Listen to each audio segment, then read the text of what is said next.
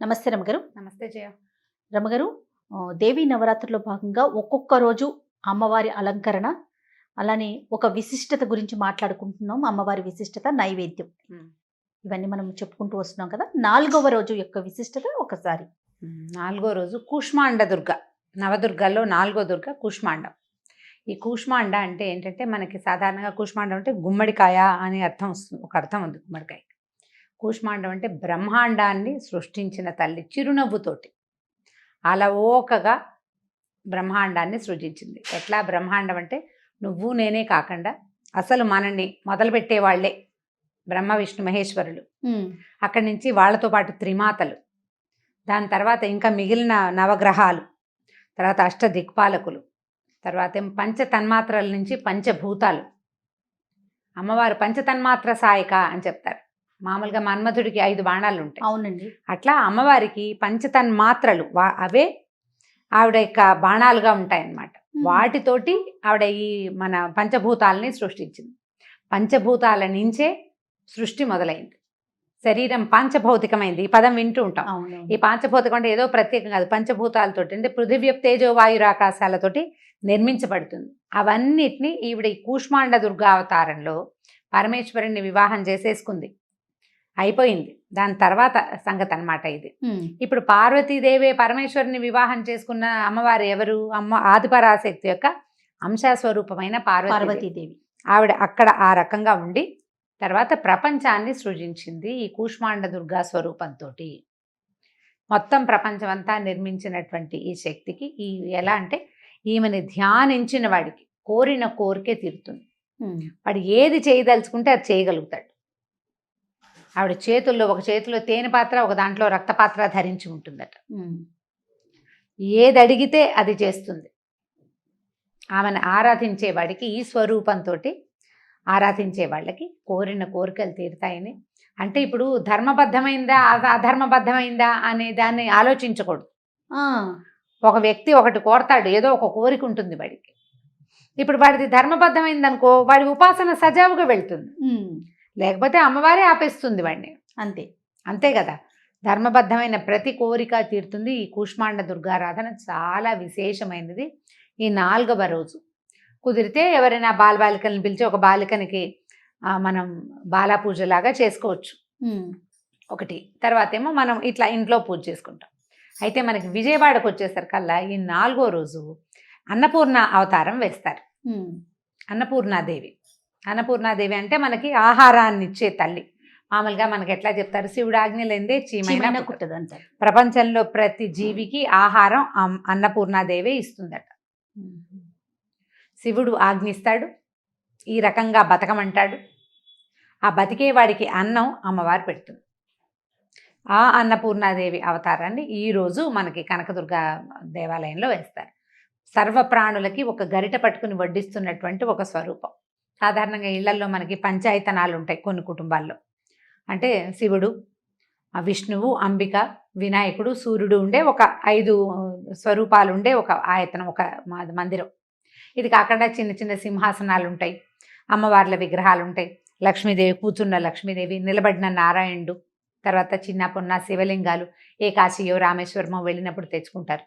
గణపతి విగ్రహాలు, వెంకటేశ్వర స్వామి, రాముల వారు, సీతారామచంద్రుడు, సీతారాములు, తర్వాత లక్ష్మణుడు, ఆంజనేయ స్వామి ఉన్నా కూడా దేవతా ప్రతిమలైతే చిన్న చిన్న ప్రతిమలైనా పెట్టుకుంటాం. ఇవాళ రేపు అందరిళ్లలో సాయిబాబా గారు కనిపిస్తూ ఉంటారు కదా. అయితే కాశీ వెళ్ళిన వాళ్ళు తప్పకుండా అన్నపూర్ణాదేవిని తెచ్చుకుంటారు. ఈ అన్నపూర్ణాదేవి ఇట్లా కూర్చుని గరిట ఇట్లా పట్టుకుంటుంది అనమాట. 2 చేతులతోటి గరిట పట్టుకున్నట్టుగా ఉండే స్వరూపం. ఈ అన్నపూర్ణని గనక అర్చించిన వాడికి అన్నము పుట్టదు అన్న బాధ లేదు. ఎక్కడికి వెళ్ళినా వాడికి ఆహారం దొరుకుతుంది. ఇంట్లో గనక అర్చన చేస్తే ఎవరు మన ఇంటికి వచ్చినా వాళ్ళకి లేదనకుండా అన్నం పెట్టగలుగుతాం మనం. అదే కదా కావాల్సిన భాగ్యం కదండి. అదే మహాభాగ్యం. అన్నం పెట్టడం కంటే అద్భుతమైన విషయం ఇంకోట్లేదు. అయితే ఆ అవకాశం మనకి ఎట్లా లభిస్తుందంటే, మనకి ఇంట్లో ఏదైనా సమస్యగా ఉన్నా, ఎక్కడికైనా వెళ్ళినప్పుడు అభోజనంగా ఉండిపోతున్నామని అనిపించిన వాళ్ళు అన్నపూర్ణాష్టకం లాంటివి చదువుకుంటే అమ్మవారు ఆహారాన్ని అందిస్తుంది. మనకు కూడా మన ఇంటికి ఎవరు రారు, అట్లా దిగుళ్ళు ఉంటాయి కొంతమందికి. చుట్టాలు ఎవరు మన ఇంటికి రారు, ఏవో సమస్యల వల్ల.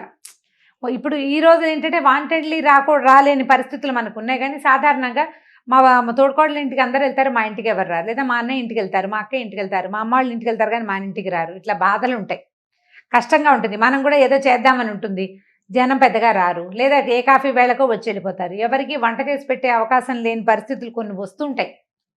అలాంటి వాళ్ళు కనుక అన్నపూర్ణాష్టకం చదువుకుంటే, ఈ రోజున అన్నపూర్ణాదేవిని అర్చించిన విశేషమైన ఫలితం లభిస్తుంది. నిజానికి మన వరస లెక్కల ప్రకారం అయితే తొలినాడు బాల, రెండో రోజు గాయత్రి, మూడో రోజే అన్నపూర్ణాదేవి. మనం దుర్గాదేవి లెక్కలో వస్తున్నాం కాబట్టి, మనం విజయవాడ దుర్గాదేవి లెక్కలో వస్తున్నాం కాబట్టి ఈ రోజున అన్నపూర్ణాదేవి అయింది. కానీ ఈ 10 రోజులు కూడా అన్నపూర్ణాష్టకం చదువుకోవచ్చు. ఒకవేళ మన ఇంట్లో ఇలాంటి ఇబ్బంది ఉంటే ఒక చిన్న అన్నపూర్ణాదేవి విగ్రహాన్ని కొని మీ దేవతార్చనలో పెట్టుకోండి.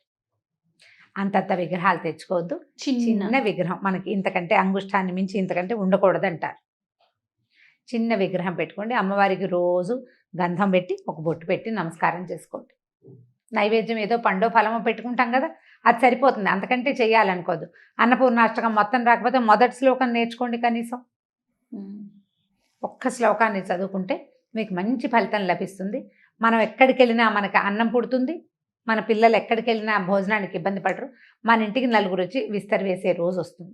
మరి అమ్మవారికి నివేదన ఏం సమర్పిస్తారు అమ్మగారు? ఇక్కడేమో శ్రీశైలంలో అల్లపు గారెలు నివేదిస్తారట. అల్లం వేసిన గారెలు, మామూలు మినపప్పు గారెలోని అల్లం వేస్తారు. కొంచెం కాదు, బాగానే అల్లం గైరుగానే వేస్తారు.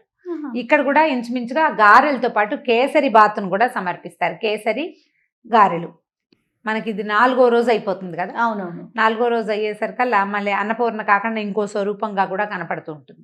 మన వెసులుబాటు, మన అలవాటును బట్టి, ఇళ్లలో ఉండే విధానాన్ని బట్టి చేసుకోవచ్చు. ఈ మనకి దుర్గాదేవికి మాత్రం కేసరి బాతు, అల్లపు గారెలు సమర్పిస్తారు. విధానాన్ని బట్టి మన వీలుని బట్టి ఏది కుదిరితే అది. ఇదే చేయాలన్న నియమం ఎప్పుడూ ఎక్కడా లేదు, ఏదైనా చేసుకోవచ్చు. అన్నపూర్ణాదేవికి ఏంటంటే ఎరుపు ఆకుపచ్చ అంచులున్న తెల్లటి వస్త్రాలు కడతారు. ఎరుపు కానీ ఆకుపచ్చ కానీ ఉంటుంది, చక్కగా అట్లాంటి వస్త్రాలు కడతారు. మనం కూడా ఎవరైనా బాలికలకి, అమ్మాయికి బాల అవతారం వేసి బూట దండం పెట్టుకోదలుచుకుంటే అట్లా తెలుపు, గ్రీన్, ఆకుపచ్చ, ఎరుపు కాంబినేషన్లో ఉన్న బట్టలు పెట్టిన ఆ అలాంటి వస్త్రాలు మామూలుగా మనకి ఇప్పుడు వస్తున్నాయి, ఈ కేరళ స్టైల్లో ఇవి బ్లౌజ్ పీసులు, అలాంటి దాన్నైనా మనం ఇవ్వచ్చు. విశేషమైన ఫలితం ఉంటుంది. తెలుపుకి ఎరుపు కానీ ఆకుపచ్చ కానీ బార్డర్ ఉన్న వస్తువుని ఇస్తారనమాట. గాజులు ఇవ్వదలుచుకున్న వాళ్ళు కూడా అంతే, తెలుపు ఇవ్వకుండా ఎరుపు ఆకుపచ్చ అట్లా ఇస్తారు. మనం అలవాటుగా ఎలా చేసుకుంటామో అట్లా ఏదైనా చేయదలుచుకుంటే విశేషంగా ఇట్లా చేసుకోవచ్చు. ఏ రోజైనా ఎర్ర గాజులు ఇవ్వచ్చు. అమ్మవారికి ఎరుపు అంటే చాలా ఇష్టం, ఆమెకి ప్రీతి కాబట్టి మొత్తం ఈ 10 రోజులు కూడా మనం ఎర్రటి గాజులు, కుంకుమ, బొట్టు బిళ్ళలు, పిల్లలు పెట్టుకునేవి, తర్వాత ఇవేమంటారు అలంకరణ సామాగ్రి, ఈ హెన్న, గోరింటాకు పెట్టించటం అట్లాంటివి కూడా చేయొచ్చు. కాటుక, తర్వాత బొట్టు, అలాంటి రంగురంగుల బొట్లు పిల్లలు పెట్టుకుంటారు, రకరకాల ఆభరణాలు, ఆడపిల్లలు పెట్టుకునేవి, చెవులకి వాటికి పెట్టుకునేవి, సరదాగా పెట్టుకునే వస్తువులు, రబ్బర్ బ్యాండ్లు లాంటివి, తర్వాత తలకి దువ్వెన్నెలు, చిన్న చిన్న అద్దాలు, అట్లా అలంకరణ సామాగ్రి ఏవైనా ఈ రోజుల్లో ఇవ్వచ్చు. ఏది ఇచ్చినా మనకి మంచి ఫలితం లభిస్తుంది. అద్భుతం. మరి అయితే కథలోకి వెళ్దాం. పూర్వం దుర్గమాసరుడని ఒక రాక్షసుడు ఉండేవాడట. ఈ దుర్గముడు ఏం చేశాడంటే బ్రహ్మదేవుడి దగ్గరికి వెళ్ళి తపస్సు చేశాడు. తపస్సు చేసి చేయగా ముందు ఆయన ప్రత్యక్షమైతే కోరిక కోరుకోలే, ఇంకా కొన్నాళ్ళు తపస్సు చేశాడు. అయితే నువ్వు ఎలాంటి వరం ఇస్తావని అడిగాడు. మరణం లేకుండా వరం ఇవ్వను, అది కాకుండా ఇంకొకటి ఏదైనా అడగమంటే వేదాలు ఇచ్చేయి నాకని చెప్పాడు. ఈయనకి తథాస్తు అనడం తప్ప రెండో దారి లేకపోయింది. వేదం ఇచ్చేయి అంటే ఆయన బుద్ధిస్థంగా ఉంటాయి, ఆయన ముఖాల్లో ఉంటాయి, 4 ముఖాల్లో 4 వేదాలు ఉన్నాయి. వీడు ఎట్లా తీసేసుకున్నాడు అని ప్రశ్న వస్తుంది మనకి. ఆ 4 వేదాలు నేను నీకు ఇచ్చాను అని గనక దాదామి అని కన్నా ఇచ్చాను అన్నాడు అంటే ఇంక ఈయనకి ఆ వేదం స్ఫురణకి రాదు. అలా వేదాలు వాడు లాగేసుకున్నాడు, ఇచ్చేశారు. మరి మా వరం అది అలాంటిది. అయితే ఏమైంది, క్రమంగా ఈ వేద ఘోష అవి లేకపోయేసరికల్లా ప్రపంచం అంతా శుష్కించడం మొదలుపెట్టింది. అక్కడి నుంచి వీడేం చేశాడు, ఇదే కాకుండా ఇన్ని సంవత్సరాలు తపస్సు చేసేసరికల్లా వాడు విపరీతంగా బలాన్ని పొందేశాడు. ఆ యజ్ఞయాగాదుల్లో దేవతలకి హవిస్సులు వెళ్ళనివ్వకుండా చేసేసాడు. ఆ వేదగానం ఉంటేనే కదా హవిస్సులు, ఎట్లా యజ్ఞం చేస్తారు? అవును, యజ్ఞం చేసేది వేదమంత్రాలతోటి కదా. అదంతా లాగేసేసాడు. దాంతో యజ్ఞాలు లేవు. యజ్ఞాలు లేకపోతే దేవతలు బలహీనపడతారు. మామూలుగా మనకు దేవతలు 3 దేవతలు ఉన్నారా, వీళ్ళకి బలం ఏమిటి? భూమి మీద చేయబడేటువంటి అనేక రకాల యజ్ఞాలే దేవతలకి బలం. మనకి సకాలంలో వర్షాలు రావాలంటే మనం ఇక్కడ యజ్ఞం చేస్తుంటే నిత్యాగ్నిహోత్రం చేసేవాళ్ళు కదా. నిత్యాగ్నిహోత్రం చేసి అగ్నిహోత్రం పెట్టి మనం ఇందులో వేసినటువంటి మంత్రంతో వేసినటువంటి నెయ్యి హవిస్సు ఏది అర్పిస్తామో అవి దేవతలకి హవిర్భాగాలు వెళ్తాయి. వాళ్ళకి బలం అదే. దానివల్ల మనకి వాన వర్షాలు అన్నీ వస్తాయి, ఋతువులు సక్రమంగా వస్తాయి, కరువు కాటకాలు ఉండవు, ఈతి బాధలు ఉండవు. దేవతలు హాయిగా ఉంటే మనకు హాయిగా ఉంటాం. ఇది చెయ్యాలి. ఈ వేదగానం ఎప్పుడైతే లేదో, వేదం లేదు, బ్రహ్మదేవుడి దగ్గర నుంచి లాక్కోబడింది, బ్రాహ్మణులందరి దగ్గర నుంచి లాగేసుకేయబడింది. అది ఎవ్వరి దగ్గర లేదు. వేదాన్ని వాడు కైవసం చేసేసుకున్నాడు. దాంతో బ్రాహ్మణుల దగ్గర కూడా ఎవరికి ఏమీ రాదు. ఈ ఉద్గాత అలాంటి వాళ్ళంత మంది ఉంటారు. ఒక్కొక్కళ్ళు ఈ ఋత్వికులు యజ్ఞం చేసేటప్పుడు ఒకళ్ళు మంత్రం చెప్పేవాళ్ళు, వెనకాల రెండోసారి అదే మంత్రాన్ని చెప్పేవాడు. ఎవరి నోట్లోనూ ముక్కలు లేవు, అన్ని ముక్కలు వాడు లాగేసాడు. దాంతో యజ్ఞయాగాదులు లేక దేవతలు బలహీనపడ్డారు, వర్షాలు ఆగిపోయినాయి, భూమి మీద క్షామం మొదలైంది. క్రమంగా నీరు లేక మళ్ళీగా చెట్లు మొక్కలు అన్నీ ఎండిపోవటం మొదలుపెట్టేసింది. మొత్తం జీవజలాలన్నీ అడుగంటిపోయినాయి, సముద్రాలు ఇంకిపోతున్నాయి. సముద్రంలో జలం ఉన్న అవి తాగడానికి పనికిరావు. అవునవును. అది జీవజలాలను ఆకర్షిస్తుంది. పైనుంచి వస్తుంటే సముద్రం పెరుగుతూ ఉంటుంది. సముద్రంలో నుంచి నీరు పైకి వెళ్ళి మళ్ళీ వర్షాలు పడతాయి. అక్కడి నుంచి రాంది ఇదేం చేస్తుంది? మొత్తం అన్నీ ఆగిపోయింది. ఆగి ఆగి ఆగి క్రమంగా భూమి అంతా శుష్కించిపోయి ఎక్కడ చూసినా పీనిగల పెంటలాగా అయిపోయింది. మరణాలు, పక్షులు, మనుషులు, జంతువులు అన్నీ మరణించిన, చెట్లు చేమలు అన్నీ శుష్కించిపోయినాయి. మలమలం ఆడిపోతోంది ప్రపంచమంతా. అయితే ఏం చేస్తారు దేవతలు? వీళ్ళు కూడా బలహీనపడిపోయారు. ఎట్లాగో బ్రహ్మదేవుడి దగ్గరికి వెళ్ళారు. ఏం చెయ్యాలి మేము? మా పరిస్థితి ఏమిటి? నువ్వు వాడు అడిగాడు ఇచ్చేసావు, అది లేక ఇప్పుడు మేము ఇట్లా అయిపోయాం. మొత్తం ప్రపంచం అంతా సృష్టించిపోయింది. తాత ఏదైనా చేయాలంటే అమ్మవారిని ప్రార్థిద్దాం అనుకున్నారు వీళ్ళు. అమ్మవారిని ప్రార్థిస్తే అమ్మవారు మొదట ఆవిడ ఎక్కడుంటుంది? మణిద్వీపాలు ఉంటుంది. అది ఎవరికి కానరాదు. చాలా ప్రత్యేకమైన చోట ఉంటుంది. అసలు కంటికి కనపడి ఫలానా చోట అని తెలియదు. మొత్తం బ్రహ్మాండ ఆవరణ దాటిన తర్వాత ఎక్కడో ఉంటుంది ఆ మణిద్వీపం. ఆయన ఎన్నో విధాల ప్రార్థన చేసి త్రిమూర్తులు ఆవిడని ప్రత్యక్షం చేసుకున్నారు. అయితే ఆవిడ వీళ్ళందరినీ చూసి దేవతలు కూడా శుష్కించిపోయి ఉన్నారు. భూమంతా అలకల్లోలంగా. అయితే ఈవిడ ఏం చేసిందట, అమ్మవారు పెద్ద విరాట్ రూపంతో వెలిసిందట. మొహం ఒళ్ళంతా కళ్ళేట, అన్ని కళ్ళతోటి, అన్ని నేత్రాలతోటి మొత్తం ప్రపంచాన్ని చూసింది. బతికి ఉన్న కొద్దిపాటి జీవజాలంతా గోడును వెలిపించినట. నీరు లేదమ్మా, నీరే కదా మన జీవనాధారం. అవునవును. నీరు లేదని బాధపడేసరికల్లా అమ్మవారి కళ్ళల్లోంచి నీళ్లు కారటం మొదలుపెట్టినాయి. కంటి నీరు. శతాక్షి అన్నారట ఆవిడ. 100 కళ్ళున్న తల్లి. 100 కళ్ళునే, 100 కాదవి, కొన్ని 100 కళ్ళు. ఆ కళ్ళ నుంచి అట్లా ధారాపాతంగా కంటి నీరు కారుతూ ప్రపంచాన్ని కావలసినంత తడిపేసాయట ఆ కళ్ళు. మొత్తం నీరు వచ్చేసింది. అక్కడి నుంచి రెండో రూపం దాల్చింది ఆవిడ. ఆ విరాట్ రూపం పెద్ద స్వరూపంతో కనపడుతోంది కదా. అమ్మవారి చేతులు, కాళ్ళు, మొహం అన్ని చోట్ల నుంచి రకరకాల కూరగాయలు మొలిచినాయట. కూరలు, పళ్ళు, ఆహార పదార్థాలు, వరి, తర్వాత గోధుమలు, ఇట్లా మొత్తం గింజలు, సమస్తమైన పదార్థాలు ఆమె శరీరం నుంచే పుట్టినాయి. శాకాలతోటి, శాకములే వస్త్రములుగా కలిగిన అమ్మవారైపోయింది ఆవిడ. శాకంభరీదేవి. ఈ శతాక్షి, శాకంభరి ఒకేసారి వచ్చిన అవతారాలు రెండూను. ఒకేసారి ముందు శతాక్షులతోటి కనపడింది 100 కళ్ళతోటి. ఆ కంటి నీరే మొత్తం మళ్ళీ సముద్రాలు, నదీ జలాలు, అన్ని చెరువులు, కుంటలు, వాగులు, వంకలు అన్నీ నిండిపోయినాయి నీరు.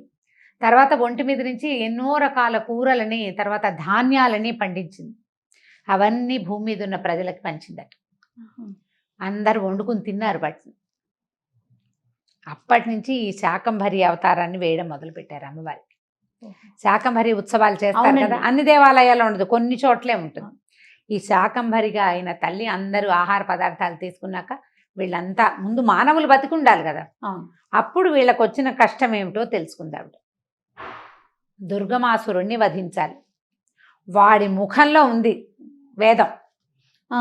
4 వేదాలు. 4 వేదాలు ఈ మొత్తం అంతా వెళ్ళి వాడి ముఖంలో కూర్చుంది. వాడు సంపాదించేసుకున్నాడు కదా. అప్పుడు ఈవిడ ఈ శతాక్షి శాకంభరి అవతారాల తర్వాత దుర్గమాసురుణ్ణి వధించింది అమ్మవారు. వాడు వేదాలను ఒక్కదాన్నే తీసుకున్నాడు.